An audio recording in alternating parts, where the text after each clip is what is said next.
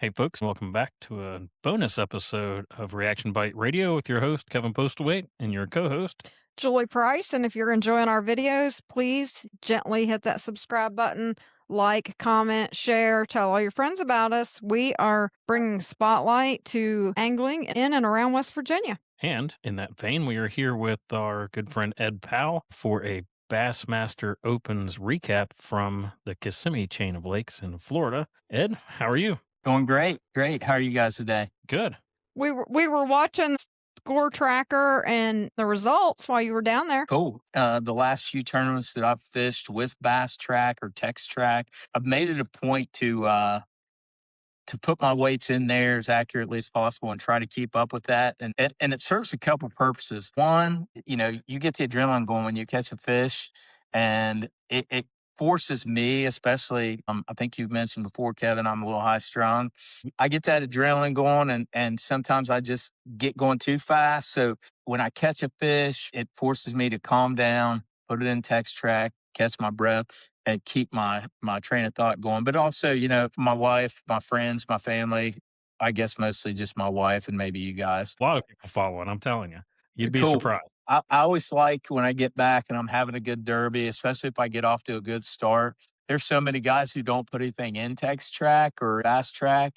It makes you look a lot better than you are. I think it was James River that I was like second or third for the longest time down there because I got on him pretty quick one morning, and makes it look like you're even doing better than you are. That's kind of cool when you get screenshots from your friends and family that show you sitting in first, second, third, fourth on Bass Track. So it's a really neat thing. It allows people that have a chance to sit and watch and just kind of cheer for the home team, I guess. Yeah, West Virginia anglers were doing it. I was getting texts about where Ed was throughout the day. Ed's in such and such place. It's really cool. It was fun. Very exciting for those of us who weren't down there fishing to still be a part of it. So that's really a fun part about that. And you Awesome. did pretty well. Yeah. Going into these, Florida was the one that I tried to go into these this year with zero expectations, but yet to put in as much work and be as prepared as I've ever been for these type of tournaments. But yet Florida was the most difficult. I'd never been there prior to my pre-practice trip. I have a lot of experience on Eufaula. I have a ton of experience on Norman, and I've actually been going down there every weekend, just about. I've been down there like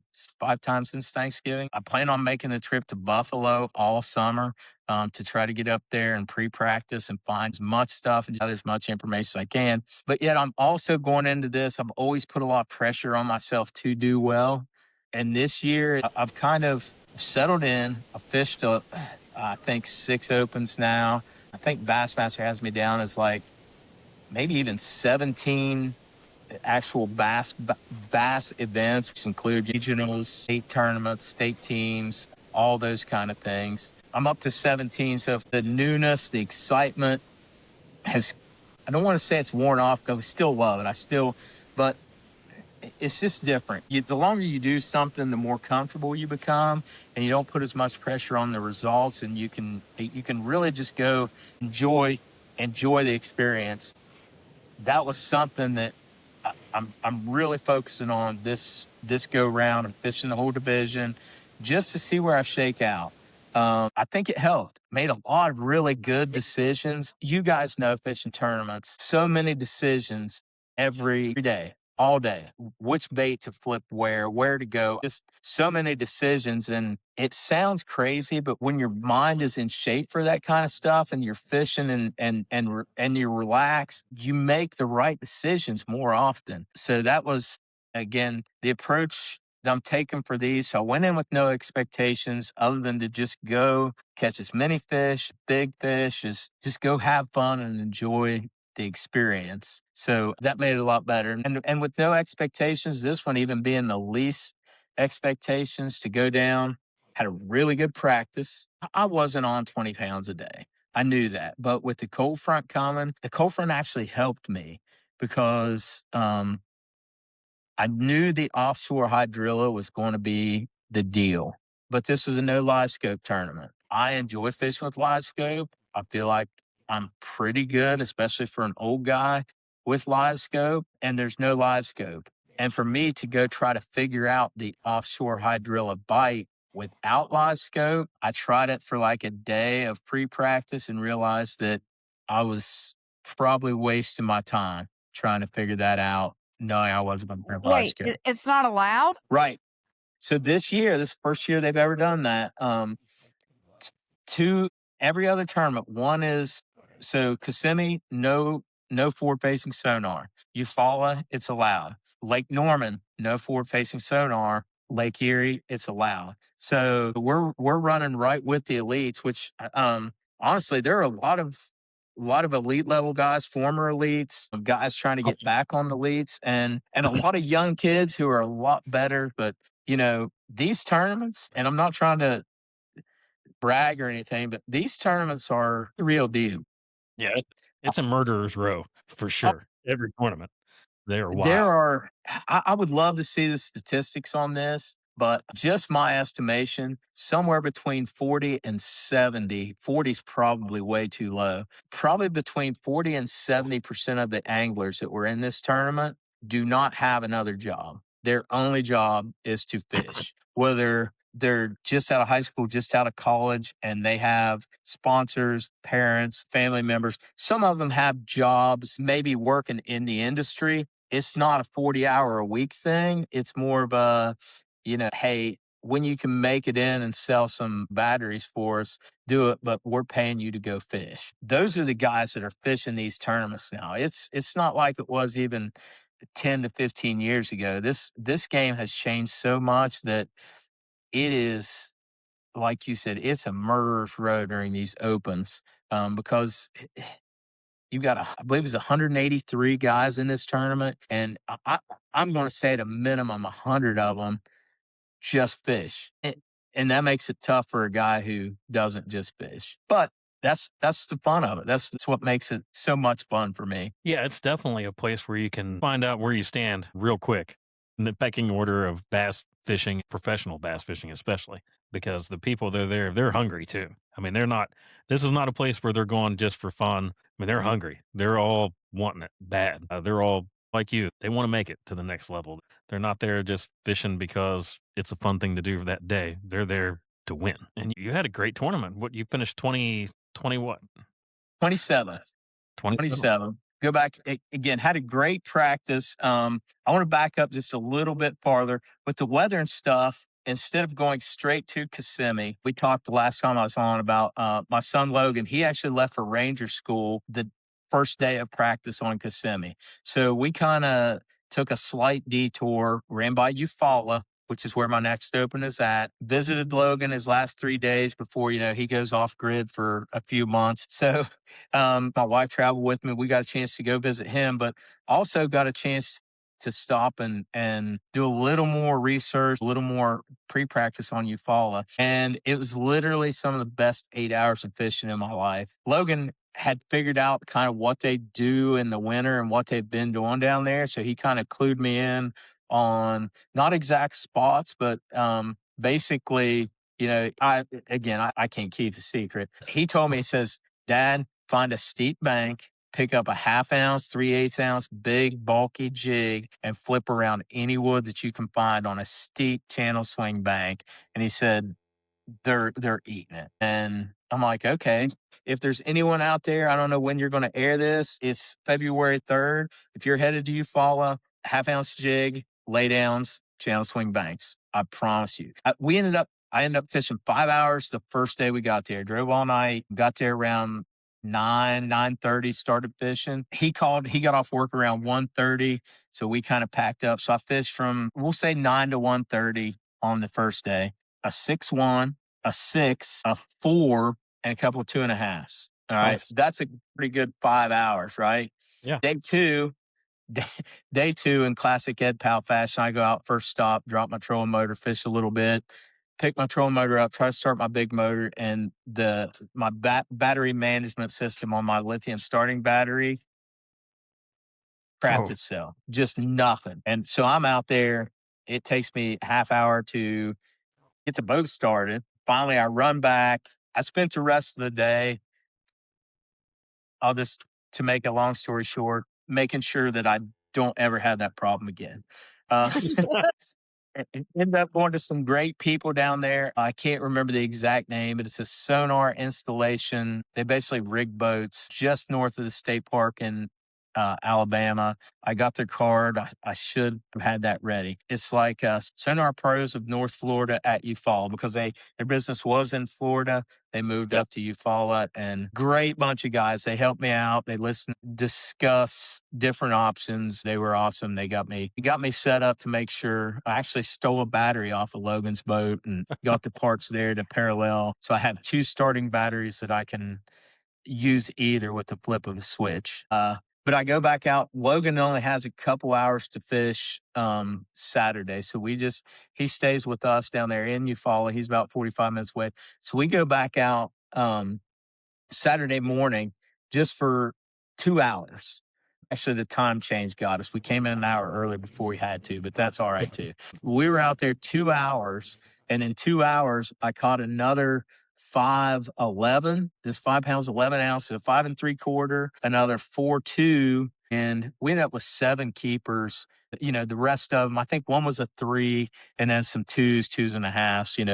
You follow scrubs, but my five biggest in my scale when I left there after basically 8 hours of fishing over 2 days, my five biggest were 25 pounds, and I think 25 pounds 9 ounces was what was in my scales. I Yep. was hoping to take that kind of luck down to Florida, but it wasn't quite that good, but still awesome 3 days, 8 hours of fishing there. So we rolled down to Florida. Everything's going good. And pre practice, I had a really good, I guess, beneficial pre practice because I spent most of my time just getting to know the lake, learning where the Kissimmee grass was, where the pads were, where the reeds were, where the mats were, there's a lot of that lake where the pepper grass is topped out. If you get in the middle of that stuff and plug your motor up, you can lose a half hour to an hour of fishing trying to get out of it. Believe me, I learned that during pre-practice, and it's the same way with the hydrilla. If you don't know where those big offshore topped out hydrilla mats are, and you run up on one of those mats at 70 miles an hour and you're 400 yards into it, and your motor starts alarming every two Yep. minutes trying to get out of it, I mean, you can easily ruin a half a day of practice or again an hour or two of your tournament day. I made those mistakes in pre-practice and figured out, okay, I can't go in this area. I can't go here, and just got to know how to run the lake, where some of the grass edges were, where the different kinds of grass were, just where and how to run the lake. So that when I got there for practice, it just made it easier to kind of dissect and pick the lake apart. And they were doing way different stuff in practice than they were at the end of December. End of December, we could get on those Kissimmee grass edges with chatterbaits and just it was there were days where I caught 40. I also was allowed to use my live scope in pre-practice, but not in practice. I actually did a little live scoping out offshore, which also helped me because it kind of taught me how those fish act. Florida fish don't act like West Virginia fish or They Georgia do not. fish or that Florida strain largemouth, they're different. They're really different. Yes. So again, that pre-practice really helped me out to get me set up to go practice so that I could really just focus on figuring out what was going on and not just where it was going on. And Yeah, I found fishing in Florida, they're predictable fish. Now, cold front, you guys had a cold front come in, right? Those fish hate the cold with a passion. So that is something that when people hear it, when people talk about them hating a cold front, how cold front, they don't understand what that means in Florida. It is wild just how lockjaw they get unless they're in the right type of grass or the right situation. They act different. yeah, and again, I'm no Florida fishing expert, but um, even the ones that are in the right type of grass, they still don't bite as good. I mean, you can literally go from 40 bites a day, knowing what you're doing, catching 40 to 60 fish a day to 4 to 6. I mean, and another one is the wind. I'm a finesse guy most of the time. Obviously not as much in Florida, but wind is usually not my friend. Gosh, when it is slick down there, you might as well forget about catching them. I mean, I could not figure out when it got slick, was slick and cold front it was tough. Yeah, that's So poison for those fish. It's really yeah. strange. Um, So I started off practice with a couple of things in mind. I felt like there were going to be some fish up spawning, but I knew that with the cold front coming, that probably wasn't going to be the deal. But I still felt like I needed to look a few places, and then I wanted to run that Kissimmee grass pattern with the chatterbait because I could cover so much ground and see so much different stuff. Just kick the trolling motor up on about six, cover ground, and chuck and wind that chatterbait around. I'd mix in speed worm, I'd mix in some swim jigs, but the chatterbait the last time and even this time, I don't know, I couldn't get them even before the cold front hit. I struggled to get them to bite those moving baits. But a few hours into practice, I spent some time. I'd mix in some flipping, some. At first, I wouldn't even say I was mixing in any punching because up until last week, I had never caught a fish on a 1 ounce or bigger weight. I mean, maybe a catfish with a piece of chicken liver behind it or something, but I've never caught a bass on a 1 ounce or bigger weight. You see videos, but it just wasn't a thing for me. But I had one tied on, and I thought, well, if the opportunity presents itself, so about halfway through day one, I'm fishing the stuff we were catching around last year, not having very much luck. Catching some pickerel. I may have caught a couple, few small bass, but nothing at all. And I'm coming around this point, and the last time I was down there, the mats, we didn't catch anything out of mats, no hyacinth. The fish were more out of the cover. But I reeled my chatterbait right along the edge of this chopped grass mat with some hyacinth. And when it kind of came under that mat, my chatterbait did as I was moving and coming around that, I caught one about 2.5 pounds, and I marked it on my fish finder. And I thought maybe I need to spend a little more time around these mats. And it still took a little bit to really kick in. Now, remember that story that I dropped a waypoint there because that's going to come back at the end of this podcast. So How I'm you're setting it up. all right. I love the support for the podcast and the trying to get people involved. I really do. I love it. Yeah, remember that fish, all right? I'm fishing along, and like I said, when you're out there, you're trying to put together a puzzle, and the more pieces you can gather, the more information, the more information you have, the more information that you can process and actually put a pattern or a game plan together. So I marked that fish, and in the back of my mind, I'm thinking, okay, that fish was in something different than I've been fishing. So I go in this next little kind of a canal area, and there's they call it chopped grass. And what it is, especially on the weekends, there's duck hunters out there running all over the place. And those guys, they run right through those weeds, and their boats are set up for that. And they chop up all the different grass. It floats up, and the wind will blow it into mats. It's usually not like giant mats where that stuff is, but it's usually like the size of the deck of your boat. You can usually get through them, and they're fairly popular things to fish. So I'm back in there, and there's just what I thought was the perfect little bit of chopped grass there. So I pick up my punching rod. Again, never caught a fish on this before. And I thought, well, let's see how this works. So I flip that in there, and it goes down through that grass, and one thumps it. And I'm like, crap. I set to it, and I'm missing. And I'm like, all right, that's two. I spent 3 to 4 hours fishing this other stuff and not really done any good. And the 2 times I fished mats. So let's start transitioning towards this a little bit. So I did. You'd go down miles of hyacinth, and I do literally mean miles, which is a floating grass. It's got underneath the roots. It it's what most people think of, what I thought of about flipping mats. I could not catch fish out of hyacinth. So in my mind, well, that was just a fluke, those other two mats. So I fish around. Finally, I go back in this cove, and that was one of the things I wanted to focus on was, these coves is where, the large spawning areas are. So I go back in a cypress cove. Um, and out in the middle of this cove are these different kind of mats. And I think, again, not an expert, this is just Ed's take on what these mats were.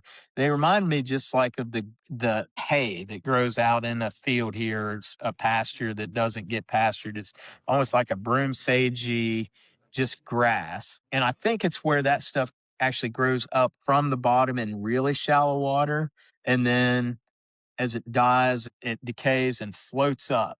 And they just kind of float out there and they get caught on maybe lily pads or whatever. But this bay I'm in had, I don't know, probably 15 or 20 of these little 20 to 40-foot mats. And those particular mats, if they had brown grass and they had chopped grass, that was the chopped grass was so big to what was going on. But that chopped grass around the lily pads wasn't as good. I 100% sure why. I think I know, but we'll not get into that. So if I had the chopped grass, brown grass, and 2 to 4 foot of water versus a foot of water, there were fish there. I mean, 90% of those places had fish. And I also noticed when you would punch in under that cut grass, I assumed it was bass fry. This is what makes the most sense to me.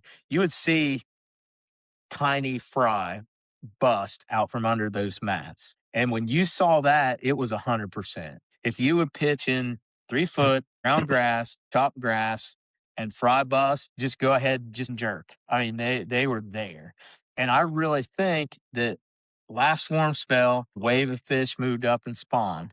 They spawned. Those were fry garters that I was catching. That particular cove in practice, I caught the only big one I caught, it was right at 5, and I mean, that's not a giant for down there, but I would take some more of Yeah. those.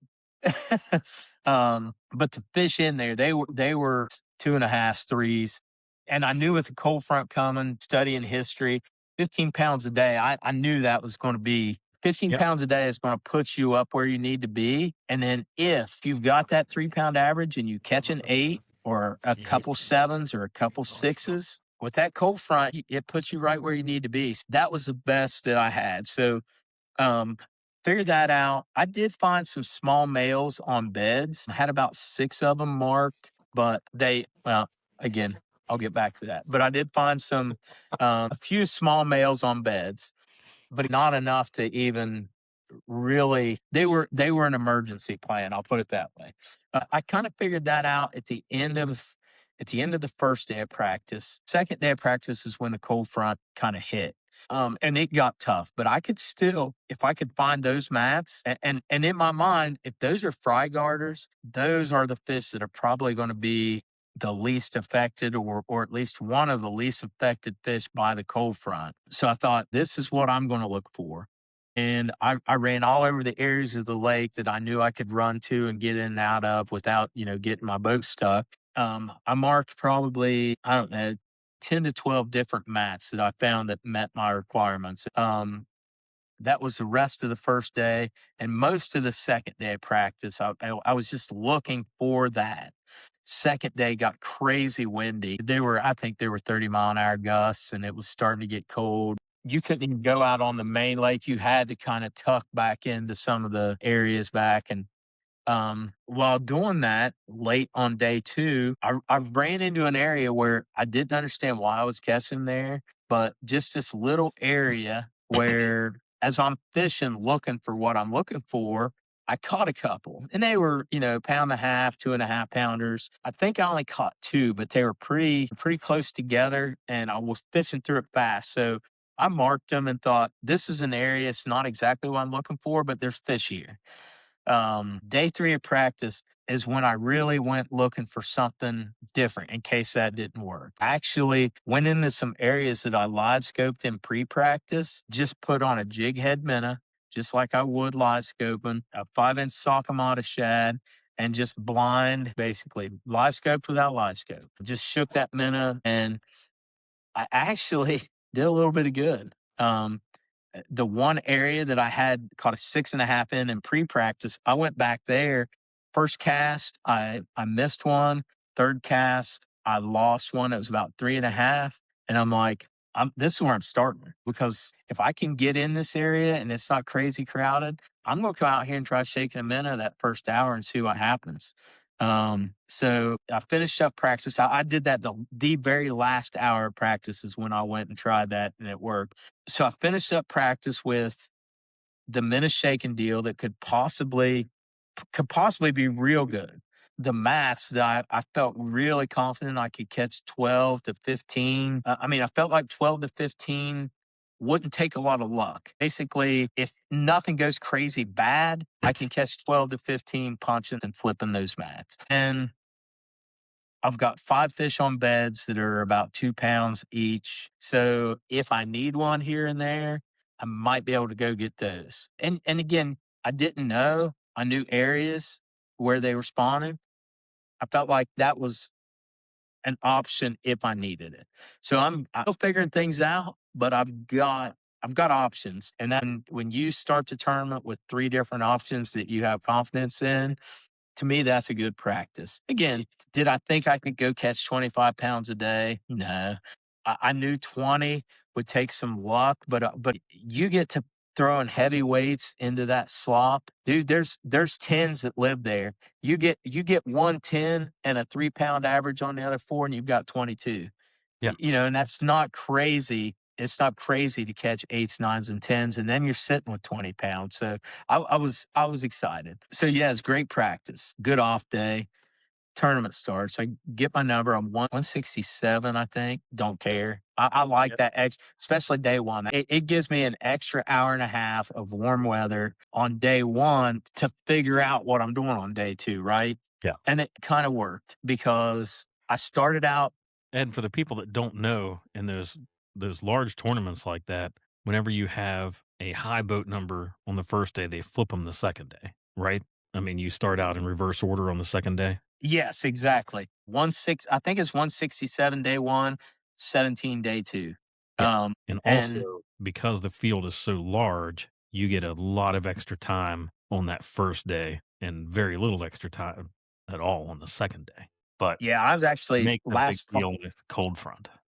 Oh yeah, huge difference. In West Virginia, we want a good boat number because there's only 3 places to fish, and you want to be the guy that makes it to one of those 3 places before there's 11 other guys there, right? Yeah. I'm exaggerating, of course, Right. True but I'm story. really not. But I'm really not. It's different in those big tournaments. Again, that cove that well, I'll even back up. I'm getting ahead of myself. That little pocket that I went to on the first day, it jumped out on me immediately when I first started doing map study on Kissimmee. I'm like, I know there's going to be fish there, but so do the other 180 people that are in this tournament. I can't make that my go-to. But sure enough, I'm boat 167, take off. I look, it's quarter mile from the ramp is where that hole that I wanted to fish first was. There's nobody over there. I'm like, here's this spot that was just absolutely full of fish, still has fish in it, a quarter mile from the ramp. There's been 2 huge tournaments take off from that marina in the last 2 weeks. Why is there nobody there? So I run out there, do my thing, doesn't work. No worries. I spent about 45 minutes trying it. Oddly enough, there was a guy who fished the mats around me. I'm out in the middle of this hole. He's fishing the mats and he catches one off of kind of a point on one of the mats. He catches it, puts it in his live well, goes on by, and he fishes around. Well, I get ready to leave. I allowed myself 45 minutes. That's what I said I was going to give myself before I went to punching mats. And I thought, before I leave, I'm going to run over and fish that little area where I saw that guy catch one. Um, be daggone if I don't go over there and catch a 3 pounder, literally within 6 feet of where he caught that fish. And I mean, don't get me wrong, I didn't go in on it. He was long. Right. He left. Yeah, he was already. Yeah, I just kind of picked up a crumb, I guess. And I fished that mat a little bit more and didn't do any good. So I run to my next place and I'm thinking this cove, it's spawn time. This is, another place to me that jumps out on the map as being a high percentage area. And there were fish in there. In practice, it was good. Cold front hadn't quite hit yet, so I didn't expect it to be as good, but it was good. I go in there, there's not a boat in there. I mean, this place is for you Ohio River guys. This cove is probably the size of like Dana's, where backwater bait used to be. That backwater, that's kind of the size of this, and I've got it all to myself. And I know there's big fish in there.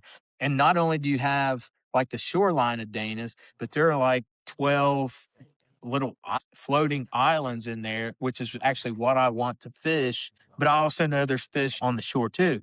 Mm. So when I get in there and I have that whole place to myself, I'm like, yes. Um, so I pull up to that first mat, which is where I caught the five in practice. I take my big punching weight. Again, I've have caught some fish on it at this point, but mind you, 3 days earlier, I'd never caught a fish on this technique. So I take my punching weight and I kind of toss it up there and it punches down through the mat. I backlash. So I'm like, ah, crap. I'm sitting here trying to get my backlash out. The next thing I know, it's like, whoop. I'm like, oh crap. So I just crank it over and set the hook. And it was only a pound and a half. I'm like, oh, heck yeah. So now I'm an hour and a half in. I've got a 3 and a pound and a half, and I'm just getting started. So I end up fishing that out. I left there with a limit for right around 12 and a half, 13 pounds, which Yeah. I'll take that. It's Yeah. 11:30, full front, dock Mm. talk. Everybody's talking about how tough it was. And it was. 12 and a half, 13 pounds. Heck yeah. And like I said, I've got time. So I run to another area, which really surprised me that I didn't catch fish because there were a lot, and I didn't set the hook on those fish in there. I found a lot of the mats that I liked. It's another really good area. I can't believe I didn't catch any there, but I didn't. I left there, and on the way to some of my good mats, I went through that area that I told you I'd caught a couple. I didn't know why they were there, but they were there when it was real Yeah. windy. I thought, we'll just stop here and flip this. There was no wind. It was like a foot and a half deep. It was back in behind some pads and weeds, and it was clean bottom. It was just mud. It was gin clear, and it was a glass. I'm like, there's no way there's going to be fish here. But I've got some waypoints here. I've got some time. Enough of a bag that I could just fish. And if I didn't catch any there, it was okay because I had Sure. enough to go into day two and feel good about it. I flip up on that first little edge of a mat or whatever you want to call it. I have zero confidence I'm going to catch a fish there. And I make like 5 or 6 casts on what looks like nothing. And like the fifth cast, and I'm ready to leave. It's like, I felt like a bite. I kind of pull up. Yeah, he swim with it, 2.5. And I'm like, all right. So I throw him in a live well. It called out a pound and a half. So it was a pound call. I'm like, well, that's interesting. I fish it just a little bit more. I actually went from there and I went towards my other mats that I had marked. I ended up catching one more fish that didn't help me. So now it's about 2:30 and I've got to be in at 4:30. And I know I've got a good bag of fish. My scale had a little less than what Bass's scales had. I ended up with 1410. I think I had 1314 on my scale, which I was happy with. And I had a good average. All my small was 2.5 and my big was 3.5. So I had a good average to the point that I felt like I needed to get out of my good areas because I knew I'd need those 2.5 and threes the next day. So I kind of went into practice for the next day mode. I had 2 hours left. I ended up going and checking my bed fish. And I had two reasons behind that. One, if I needed my bed fish on day two, I wanted to know if they were there today. While I had a good bag, I had time. So I went and checked those bed fish. They were all gone. Um, my hope was, even though it was a cold front, that some big fat female, the big bass are almost all females. Yes. Yeah. Did you ever start saying something and then you're trying to figure out how to end it without getting yourself in trouble? Never. But again, I was kind of hoping that one that was confused, one of those big females that just was confused and didn't realize there was a cold front would pull up on one of those beds and I might be able to catch it. But all those bed fish were gone. But then you realized you were in Florida, and that doesn't happen. It doesn't happen.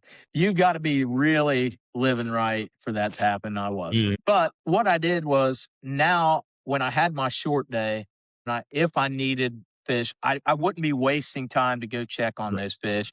So it didn't hurt me as bad to go look for them on day one as it would have on day two. I ran back to my Minneshaken spot because it's close to the ram. Tried that. I thought, because again, bite windows, especially during a cold front in Florida, from my research, bite windows are such a thing that just because the fish don't bite in the morning, you might go back there in the afternoon and drop 25 pounds. So I spent the afternoon checking some of that other stuff and really getting ready for day two. And I didn't want to burn up any of the stuff that I needed for day two either. So I felt like my best chance to have a good day two was to go look for a big one out there where I started the morning. It didn't work out, but ended up weighing 1410, sitting in 22nd place after day one. That's great. I'm tickled to death with that. And I feel like I feel like I've still got a good game plan for day two. Go back to the house. I'm excited. Something else that I'm going to do from now on. I did not look at the results. I knew I was Mm, in 22nd place. I knew I had 1410. I knew right. 28 something was leading it, but I had no idea where top 10 was. I didn't know if I was 10 pounds out of 10th or 2 pounds out. I didn't Right. know if I was, the cut line is 45. I didn't know if I was 10 ounces or 10 pounds from the cut line. Well, obviously the cut line wasn't 4 pounds, Right. but you know what I'm saying. And I was tempted, but I have had a tendency in the past to put too much emphasis on what do I need to catch to make the top 10? What do I need to catch to make a check? And I Right. thought, you know what? I'm not even going to do it. What I need to focus on is going out and catching the 5 biggest fish that I can catch. And that's it. It doesn't matter. I have no expectations. Wherever I fall, I need to just focus on catching the 5 biggest fish. So that's what I did.